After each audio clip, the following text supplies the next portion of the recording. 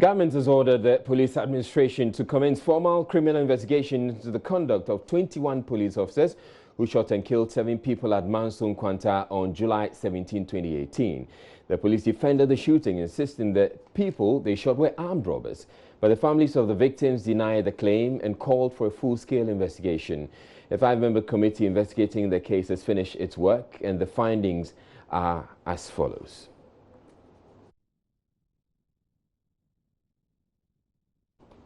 Right, so the fact-finding committee concludes there were no facts before the committee to establish that the deceased persons were armed robbers who engaged in exchange of fire with the police. Government, upon a careful study of the report, has decided as follows.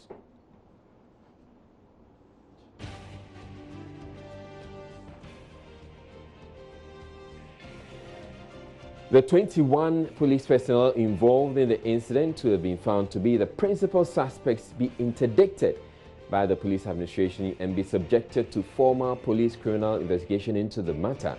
In the interim, government, in consultation with the families and community leaders, will provide support for dependents of the deceased persons.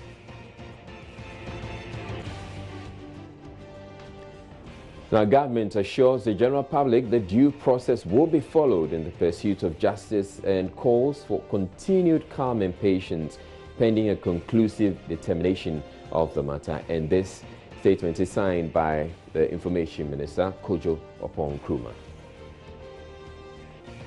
Meanwhile, the secretary to the Council of the Zongo Chiefs, Alhaji Shaibu Musa Sharif, says the Zongo community is happy with the committee's work. He added that the report vindicates the position they held that the 7 were not armed robbers. The whole Zongo community is very happy on hearing the report that our brothers have been exonerated. All along, we said these people were not armed robbers. And then we must be very grateful to the government. The government heard us and then formed an independent committee which looked into the matter. After their findings, the boys were exonerated, that they were not armed robbers. What made us happy also is they said there was no exchange of fire between the police and the people. And there was no anything to prove that those people were going to carry out a robbery attack in that area. Those police people involved in that thing will be interdicted, which is also very good for police to carry out their criminal investigation.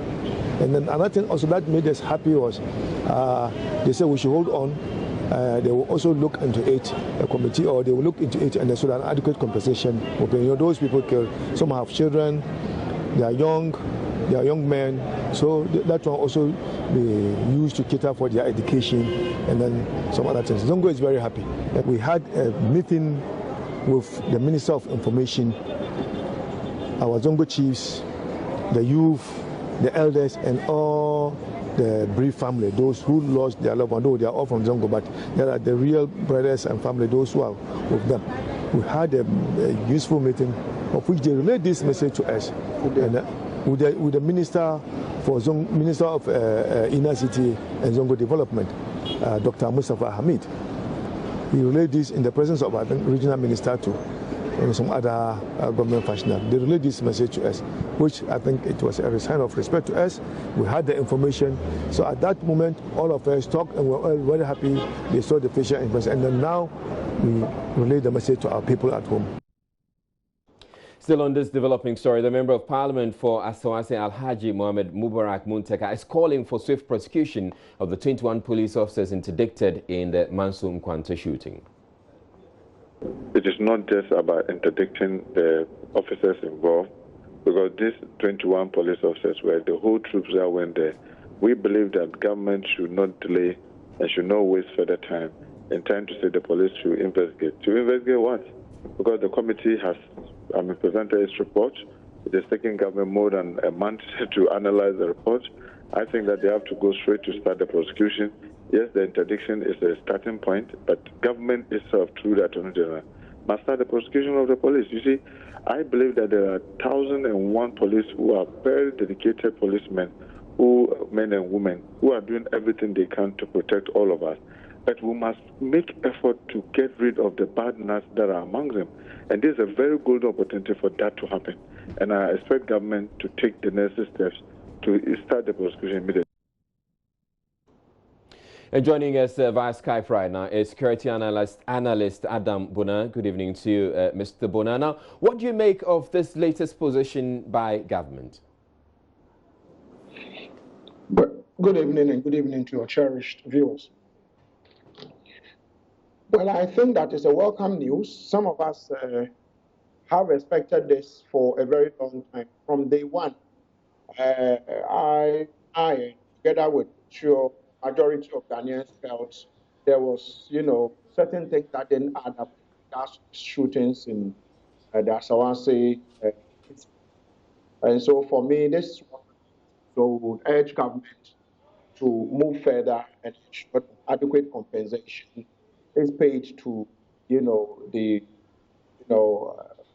families of the victims, and then probably if they had children, they should cater for them as it was indicated in the report. And so this will be my. Now, Mr. Bona, how are people expected to take this? That 21 police officers just gunned down the 7 people for nothing, because essentially what we're hearing now is that they're not the suspected armed robbers or the armed robbers that the police suspected them to be. Under what circumstances will the police shoot these 7?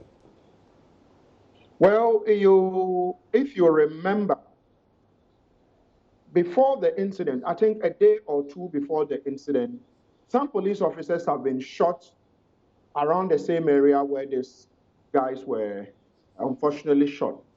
And so what it meant was that there was some amount of tension, where the police officers felt they needed to redeem themselves. They needed to show, public that, they could bring these perpetrators to people. And so they might have gone out there looking for the guys who shot their colleague police officers or police officers, and mistakenly gunned down these people. Eventually the report comes up.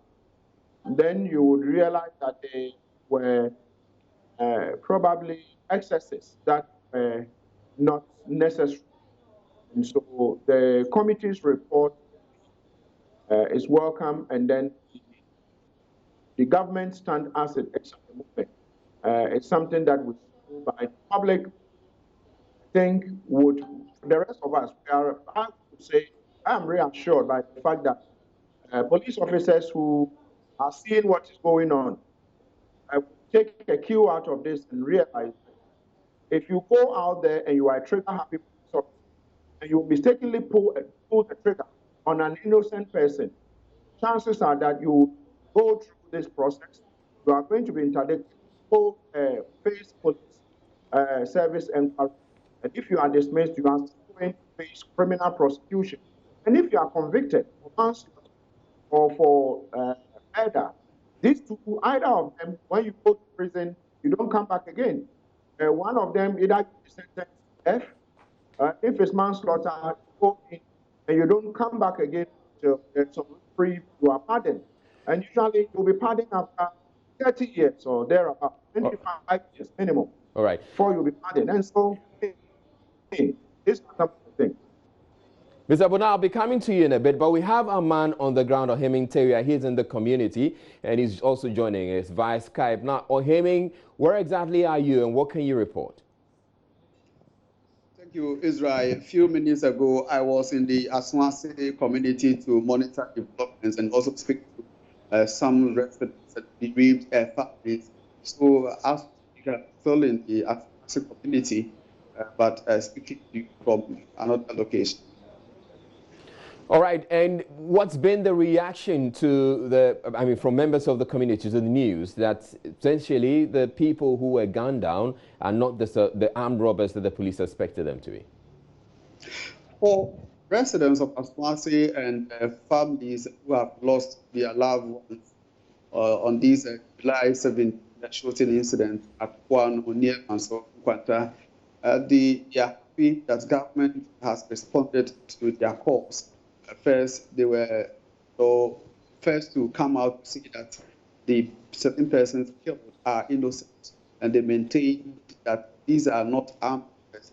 So they accuse police of wrongly gunning down 7 people, and also call for independent inquiry into the shooting incident. Government here to set up a committee headed by a high court judge.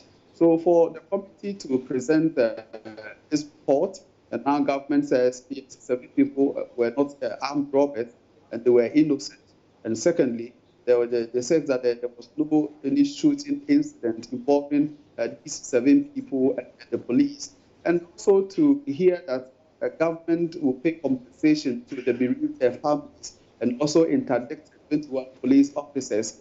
This is something that you can jubilate over. But unfortunately, they can't hit the trees in wild jubilation because they have also lost a mother of one disease, a person. One of them was Baba his mother. It's about 80 years. Right. She died as days ago.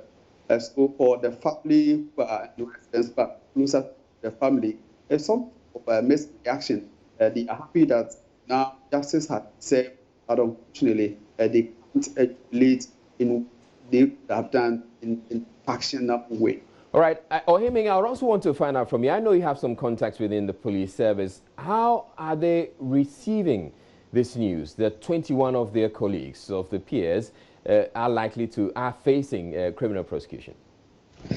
For police in the region, I would say they are not happy to put this. They say they have been moralized by this assessment of the information ministry and vis-a-vis from government. They believe that these are men, I'm talking about members of the regional anti task force who have devoted their time fighting crime. Some of them, or most of them, don't even sleep. So for them to be rewarded this way, they believe that it will go a long way to affect their output as far as providing security to the citizenry in the region is concerned.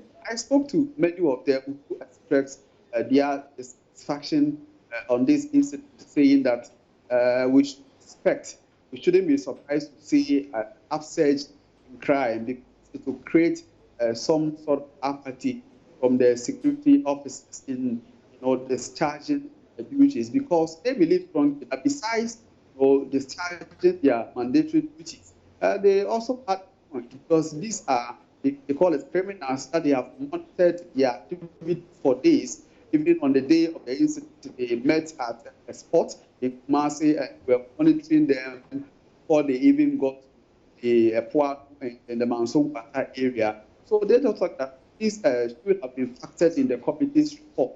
But to hear that 21 officers who took part in this exercise to be interdicted is something that they will not be happy at all. Then they are not happy at all. All right. Some of them told me they wish they didn't come to work today at all to receive what they consider to be a very bad news for the entire police service in Ashanti. All right, thank you very much, Ohiming Teya, for that update. Now, I'm coming to you, Mr. Bona. You've heard what Ohiming Teya is saying. Essentially, the police officers, or there are some police officers who are not going to take this quite kindly, and they will be disappointed. And as he's suggesting, it would affect their morale. Is there real danger that probably government may have overreached? I don't want to believe what I'm hearing. Even though they are human beings, we have close to 40,000 police officers in Ghana. And so if 21 of them are cited for suspected murder or manslaughter, and the case is yet to go to trial, and we are told that a region as big as Ashanti region, police officers are saying we are terrorized and therefore we might not be able to perform our duty of protecting lives and property for the indigents in the Ashanti region. I would say that we should call, as the general public, let's reach out to the police administration in the region and the headquarters and let them know that the regional commander must sit up. If, as from what your reporter is saying, if we begin to see crimes going up in the Ashanti region, then we would say all of them in the region, police officers in the region are negligent because they are taken as hostage. And I think that if your reporters report anything to go by, if I am in the Ashanti region, I'll feel threatened by what the police officers are saying. If for nothing at all, the 21 police officers have not been put before firing squad where we are putting bullets through them, they are going to face, criminal prosecution. If you are innocent, you will be set free. If you are guilty, you are going to be punished. And so I think that is the duty of rule of law and democracy. All right. No one is asking that we should, be killed, or we should do, anything terrible to them. And so for me, I think they should do a professional job of protecting lives and properties in the Ashanti region. For me, I think we interrogate this a bit more. All right, thank you very much, Mr. Bona. Adam Bona is a security analyst. Now, we also have a press release coming from the Bureau of Public Safety, and we're going to be reading that. So it says to all media, as Manson Quanta shooting, further actions required to end needless killings. We're gratified by the outcome of investigations into Manson Quanta killings on July 17, 2018. We wish to commend the 5-member committee for their efforts. We further commend the government for taking the bold step to subject events of that fateful day to an independent investigation committee. Outcome of the investigation indeed confirms the long-standing position of the Bureau that internal investigations often conducted by the police in recent years over similar occurrences may not have done justice to the victims. We therefore urge government to facilitate the setting up the Independent Police Complaints Commission to address similar future occurrences. And it goes on to say, whilst we welcome government's directive to the police service, we wish to caution that interdicting and subjecting all the officers involved to service inquiry and subsequently meting out sanctions to those found culpable should be done alongside, one, an institutional-wide review of arrest and rapid response procedures, a comprehensive training of all police officers in critical tactical de-escalation skills, as well as general training in democratic policing. We're going to be putting the rest of the statement on our website, myjoyonline.com. But still, with the police, police at Ejura in the Ashanti region say they're intensifying patrols despite armed robbery attacks which have left a commercial driver dead and a police officer severely wounded. Ejura Sichidumasi Municipal Commander Chief Superintendent Richardson Kumako tells Joy News the persistent robberies and other crimes in the area would require more resources to effectively combat. He also believes the public could be of immense help in tracking down perpetrators. Mahmoud Mohamed Nuruddin reports. Attacks by robbers along the Kumasi-Ejura-Atebubuyeji road remains a long-standing challenge. However, recently the area has recorded more armed robbery attacks. The assailants target passengers traveling along the corridor. About 7:30 p.m. on Sunday, armed men ambushed vehicles on the Ejura-Aframso, shot a driver dead and robbed passengers of money and other properties. Idris Abdul Hamid, the driver of the vehicle, was said to have ignored an order by the robbers to stop. What I heard from those that there was that, in fact, he was struggling with them. He was driving, so they are stopping him. I hope he was struggling. He was, struggling to pass. In fact, he didn't stop, and finally, they have seen that he was not able to stop. That's why they shot him. So I was in a village when I was informed that my uncle had an incident between armed robbers, and so I just came and I saw that he's not alive again. That was what I also witnessed. Okay, I feel pity. Police had a distress call and dispatched men to the scene. The police said the gunmen opened fire on them when they arrived on the scene. The robbers were in the bush, so they just fired. Just fired, and the pellet hit one of our policemen onto the face. So we have injured at the face and the head. Chief Superintendent Kumeko says police had to use a commercial vehicle because their official vehicle had broken down. Our car had a problem, so according to the leader of the team, said that one of the Xianyong car that the driver voluntarily give it to them to send to the scene. So that's what they use to the scene, and that thing happened. Joy News checks reveal 4 police patrol vehicles have broken down. Despite the challenges, the police have assured residents and passengers their commitment to keep them safe. At the time of filing this report, families of the deceased driver were working with the Mampong Hospital authorities to release the body for burial. The Mamobi General Hospital, which serves Nima and its environs, has over the past 2 years been recording increasing cases of diarrhea and other water and sanitation-related diseases. Doctors at the hospital blame this partly on the lack of toilet facilities in many homes in the area. As the world marks Toilet Day today, Joy News' Joseph Akable reports on the toilet situation. 4.5 billion people in the world live without safe toilets. 892 million people across the globe practice open defecation. The United Nations attributes this to a lack of place of convenience in many homes. This reality is playing out strongly in the Accra community of Nima and Mamobi. I am heading to the home of Razak Osman. About 10 people live here without a toilet facility. Razak says they have space for a toilet but could not take advantage of an AMA subsidized toilet program. He does not have money, he argues. Nina is Kasem. Because even it's all about the money. The AMA offered to support us build a toilet, but we do not have the financial muscle. They did not give a specific amount, only a piece of paper to write our names. But the figures we heard from people deterred us from even going to their office. Look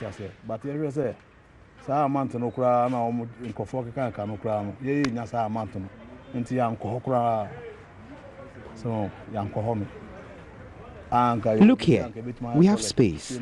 It's all about the money.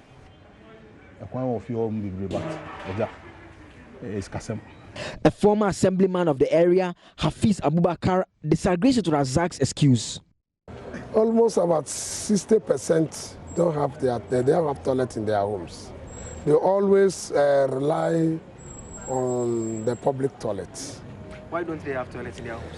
Yes, due to the, let me say, due to the ignorance or something in the area, because they must enforce the law, but the enforcement is not there.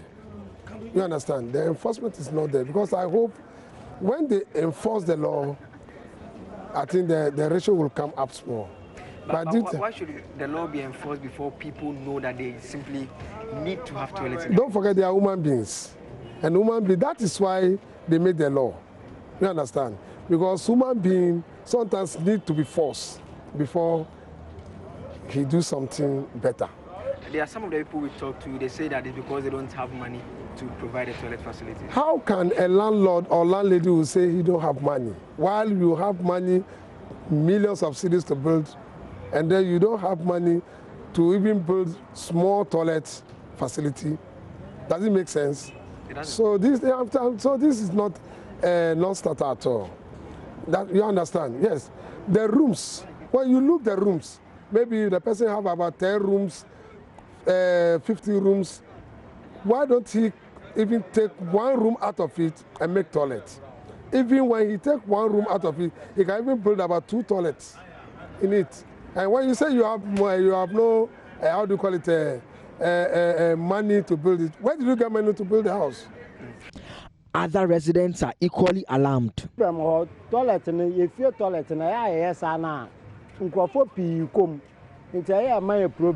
we have the toilets in our homes, a lot of people come begging to use it. We sometimes don't want to use it. That is why we stopped using the ones in our homes. The effect of this worrying situation has taken a toll on the staff of the Mamobi General Hospital. Our checks reveal rising cases of water and sanitation-related diseases. For the year 2017, 1,076 cases of diarrhea were recorded, with malaria topping OPD cases with 2,291. Just half year 2018, 1,481 cases of diarrhea have so far been recorded, 405 cases more than what was recorded in 2017. Ayawaso Sub-Metro Acting Director of Health Services, Dr. Anfu Okain, tells Joy News the situation will not improve if urgent steps are not taken to provide residents with toilet facilities. The Accra Metropolitan Security Council met on Monday over the collapse of a one-story building at the North Industrial Area, leading to the death of one labourer, with several others sustaining varied injuries. The meeting is to establish the actual cause of the collapse and subsequently invite owners of the structure for questioning. The Security Council is expected to make its findings known latest Wednesday. Mohammed Ejesoa is the Mayor of Accra and Chair of the Accra Metro Security Council. Our engineers came to site and then they detected few structural anomalies, not too major though, but it caused the building to cave in. We are inviting NADMO. Fire Service was the first agency that responded to the distress call, and then the police were also there to give protection. So when we met to discuss our preliminary report, and then we can furnish the general public with the exact cause of the accident. I don't know for now. It's part of the demands that I have also placed on my works engineers. Okay, but have we heard from the owners and engineers? Yes, I mean, they were on site with us. All of us were on site, but at that moment we were very much concerned about the life of the people that were involved in the accident.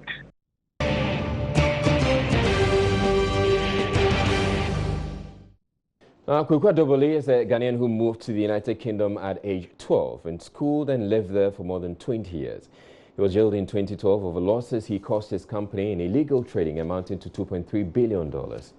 He came out of jail early after serving half of his 7-year sentence and has since been fighting his deportation.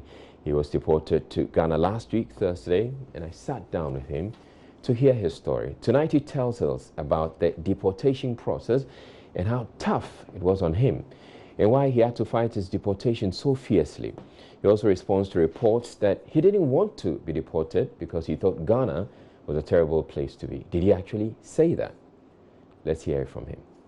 It's been such a tough journey the last 7.5 years, that the violent way in which it ended meant that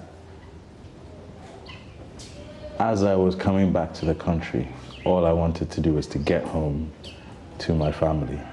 You mean the removal process? The removal process, yes. It was remarkably violent and completely unnecessary. And whilst on the one hand, it made me realize why it was so important for us to fight as hard as we did to ensure that I wasn't deported. On the other hand, it made me realize that this fight has done a lot of damage to a lot of people. The vision of violence that we have seen, the vision of state violence that we have seen, has taught us so much. So when I got home yesterday, it felt like I was free for the first time in 7 years. Wow. The last time I met you, yes, you were in deportation. Yes. Okay, very close to Heathrow. Yeah, of course, yes. You met me in the detention center in Harmondsworth. And at that stage, we were close to deportation, but we'd achieved a stay on the removal. Yes. And we were applying for a judicial review for the judges to consider whether or not the way the Home Office, the UK Home Office had made its decision was right, was lawful. So they allowed me out on bail. So about a month ago, just over a month ago, they released me on bail. Then I was on bail. We had the judicial review hearing. They actually used the court as a way to manipulate the story in order that the final reckoning would be that I'm a dishonest person and that I am in some ways incapable of redemption, and that the judge literally said that I was dishonest about my dishonesty and therefore I should be deported and never given the chance to make a claim as to why I should be allowed to remain in the UK. That was pretty serious. It's incredibly harsh because there was no evidence whatsoever to support that position. In fact, 3 judges before him who'd assessed the evidence had said that actually my contributions to the UK since my release from prison have been in the public interest. Now, what we think is that the UK government realized that the only way they could convince the Ghanaian government to accept my deportation was to ensure that there were no more legal avenues for me to contest against the decision in the UK, which is very gracious of the Ghanaian government. However, what the UK government did was manipulate that process to ensure that there was no possibility for a legal avenue, a legal resolution. And then once they'd done that piece of work through the upper tribunal, Judge Ockleton in the upper tribunal, they then put me back in detention this Monday when I went to report. What happened then from Monday? So on Monday I reported, they put me in a van, and I'm sorry, I'm really hot, so I'm I mean, you're sweating quite a bit, and we can excuse you. I'm not used to the temperature. It's a 20-degree temperature change. I know, so yeah, we can excuse forgive me. They put me in a van immediately. They drove me from Glasgow, where I went to report, all the way down to Harmondsworth, 9 hours in a van, with 2 escorts. Glasgow, that's Scotland? In Scotland. So I lived in Scotland. So since my release from prison, I've been living in Scotland with 2 friends and their 2 sons who are my godsons. So they drove me all the way down to Harmondsworth and then detained me in the same detention center where we met about 6 weeks ago. Now, on Tuesday, my Member of Parliament, Hannah Bardell, who has done an incredible job trying to convince both the Immigration Minister, Caroline Noakes, and Sajid Javid, the UK Home Secretary, that there were good reasons not to deport me. She did a great job of explaining to them, look, there are 75,000 people who've signed this petition not to deport him. There are 138 MPs and MSPs who are backing, who have signed this open letter not to deport him. There are countless media celebrities and high-profile people, as well as the public, who are all saying, don't deport him, don't deport him. So she had asked for a meeting with Caroline Noakes, the Immigration Minister. That meeting happened on Tuesday evening, around 5 o'clock. They spoke for an hour and a half. What I've been told is that at the end of that meeting, at which also present were Keith Vaz MP, who is a Labour MP, and Sir Peter Bottomley MP, who is a Conservative MP. So a cross-party group of parliamentarians speaking to Caroline Noakes on my behalf, saying, look, he has a contribution to make. He has been redeemed. He has, he is remorseful. You've served your time. He served his time. He's not a criminal anymore. Why are we deporting him? Let's not deport him. This is literally the argument that they were making to Caroline Noakes. On top of that, we had prepared a document that showed that the Home Office has broken the law over 85 times in this process in the effort to deport me. It's so hard to deport someone that even though they can make the rules themselves, they still have to break their own rules in order to achieve a deportation. So Hannah Bardell went and showed them, look, these are all the times that the Home Office has manipulated the process unlawfully to achieve this deportation. You need to consider this again. Now what I'm told is that Caroline Noakes went away and said to her before she went, look, you've done a really great job of making his case. I'm going to go away and reflect. unfortunately. We don't know why. As well as that, Caroline Noakes said, in any event, the deportation is not necessarily imminent, right? So and this is the immigration minister. This is the Minister for Immigration. And she's basically saying, look, we're going to consider it properly. It's not going to happen that soon anyway. That's the message that came back to us on Tuesday evening. On Wednesday morning, I spoke to Hannah Bardell myself, and she called and she said, look, we've received a letter. The letter was written last night, just 1 hour after the meeting. That's strange. Very strange. Because you hear the minister saying one thing, and then this letter also communicates something else. Correct. And it suggests that the minister, I mean, this thing is all clearly, the deportation must have been in hand. They must have already made the preparations in order for me to be able to get on a flight. So they probably were just telling you something. Well, we don't know. Perhaps she was just telling us something, or perhaps what happened was she put a call into whoever it is that she needs to call, whether it's Sajid Javid or Theresa May. You know, they're going through this turmoil over Brexit right now, but who knows who she called, but she must have called someone and gone, you know what, actually, maybe we need to look at this. Either that or yes, she was lying. We don't really know. All right.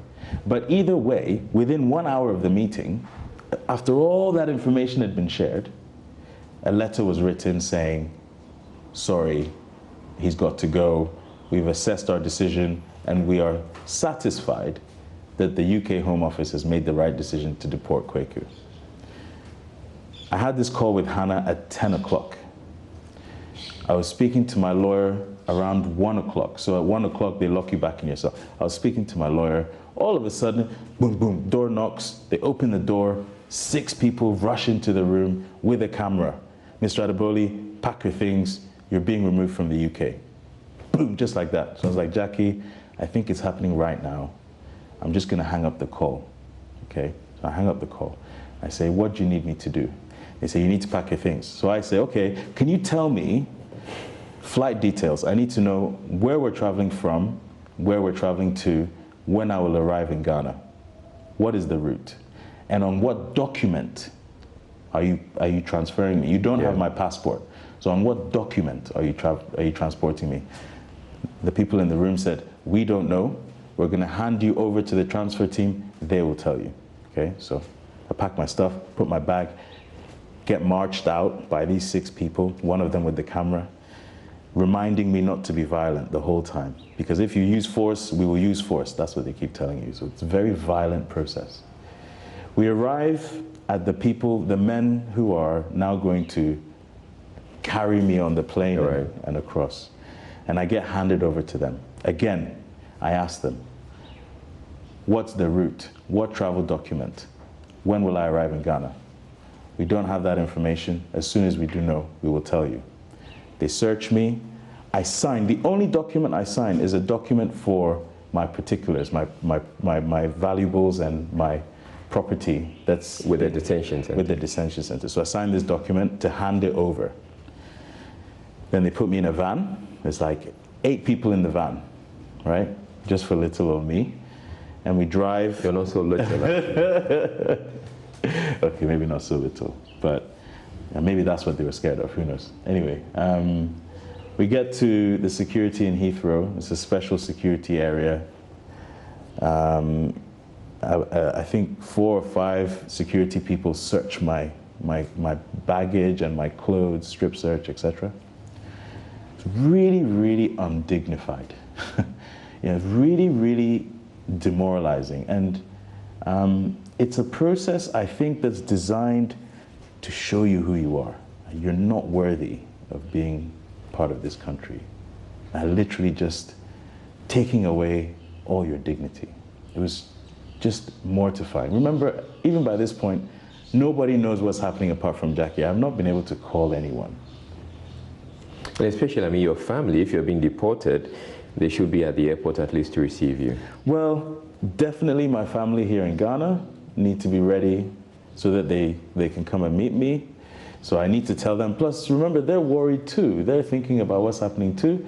And my family in the UK, my partner, my friends, etc., they also need to be able to travel and understand conceptually what's happening. You know, human beings, we need to know what's happening to each other, even if we're separated by distance. We need to be able to conceptualize each other. So if I'm not able to share with you the information of what's happening to me, your anxiety about it goes up. Okay, so this is what's going on. The whole time I'm asking them, give me some information so I can give to my lawyers and my friends and my family. Nothing. We don't have that information. After security, we get back in the van. They drive to Heathrow. We drive around Heathrow, past Terminal 5, past Terminal 4, get to the actual tarmac where the airplanes are, and they park in between two planes. Kuwaiti Airlines on one side, Royal Air Maroc on the other side. It's about 4 o'clock in the afternoon. And I mean, a beautiful evening, the sun was setting. I was like, oh, what a day to leave the UK. You know, this was going through my mind. My heart is really heavy. And the Kuwaiti Airlines plane goes. So I assume now they must be taking me on the Royal Air Maroc. So I say, listen, come on, let me call someone and tell them what's happening, because they're worried. So I call Pippa, I call Alice, and I call my lawyer, and I say, look. Did you have your phone, or you had to request for your phone? So I had to request for my phone. They confiscated my phone. So I was like, please, listen, we've now been going through this process for 3 hours or so. Please give me my phone so I can call. So I call them and I say, this is what is happening. And I tell Pippa, look, we're sat on the tarmac next to Royal Air Maroc, so maybe that's the flight. And so she goes online and checks the departure time of Royal Air Maroc, and it turns out that that's leaving at 5:10, and there's a connection through Casablanca to Accra that arrives at 2:20 a.m. on Thursday morning. That's the idea. So Pips was like, well, that kind of makes sense. It must be that. Okay, so probably that's how come we got the information. Initial information was that you were coming on board an Air Maroc. Correct. And then all of a sudden, they come in and they go, you can't use your phone anymore. Give us your phone, we're confiscating it, because the information the information that you've told your friends has now reached social media and the media in general. All right. Therefore, it's endangering the flight, we're taking the phone from you. So they take the phone from me, and then as soon as they take the phone, they say, right, we're on the move. Close the door, put your seatbelt on, and then we drive around the airport. So you leave the Royal Air Maroc. We go to the Kenya Airways flight and park next to the Kenya Airways flight.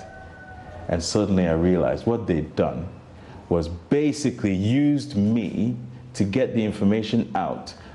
Misinformation. About the Royal Air Maroc. Yes. And then they take you on. Correct. So they wanted to give misinformation. And divert attention. Correct. It seems that they were worried. They were so ashamed, in a sense, of what they were doing. They were worried that the protest would reach the airplane and they wouldn't be able to remove me, right? So they used misinformation. They used me to trick the world because they knew I would tell my friends and family, right? So they were so, even at that moment, they were so obsessed with policy and practice that they forgot that there is a human being that is being deported, and that is a violent process, and that human being is connected to hundreds, if not thousands, of other human beings all over the world, right?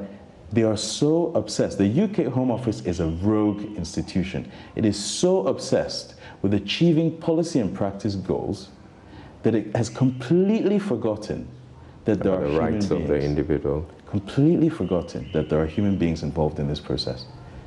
It is unbelievably inhumane. Okay, so they get you onto the plane. So to get you on the plane, what they do is they, take off your seatbelt, get out the plane, and then remember, at this point, there's 5 guards that are escorting you. 5 people are going to escort you halfway around the world. So one of them, it's very, very physical. These are big people. One of them grabs one arm like this, the other one grabs the other hand, and one comes from behind, puts his hand just in the small of your back.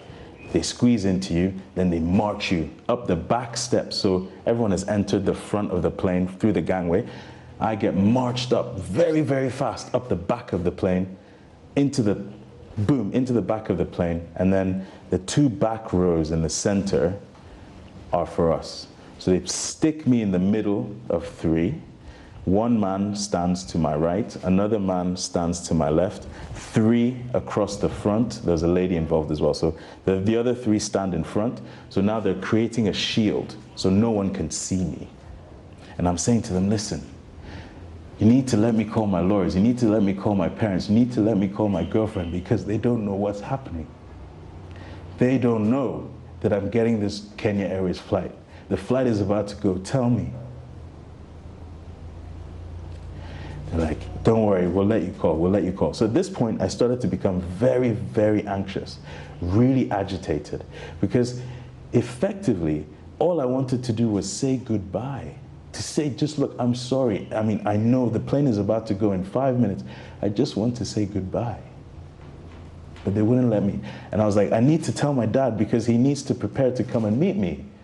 Please, let me use the phone. So my voice starts to rise and I start to get quite loud.